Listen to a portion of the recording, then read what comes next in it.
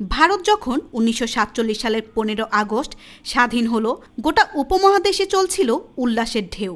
কিন্তু ঠিক তখনই দক্ষিণ ভারতের এক রাজ্য হায়দ্রাবাদ ছিল ঠিক যেন এক বিচিত্র দ্বীপ, যেখানকার নিজাম চেয়েছিলেন স্বাধীনতা। হায়দ্রাবাদ ছিল নিছক কোনো রাজ্য নয়, এটি ছিল ভারতবর্ষের মধ্যে এক স্বতন্ত্র মুসলিম শাসিত সমৃদ্ধ অঞ্চল। ১৭২৪ সালে মুঘল সাম্রাজ্যের পতনের পরে নিজামুল মুল্ক প্রতিষ্ঠা করেন হায়দ্রাবাদের নিজাম শাসিত রাজ্য। নিজামরা ছিলেন অত্যন্ত বিত্তশালী। একসময় বলা হতো বিশ্বের সবচেয়ে ধনী ব্যক্তি ছিলেন হায়দ্রাবাদের নিজাম।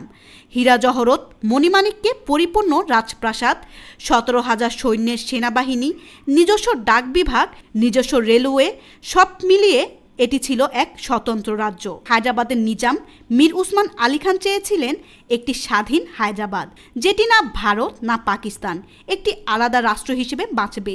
এই আকাঙ্ক্ষাই ছিল পরবর্তী সংঘর্ষের বীজ।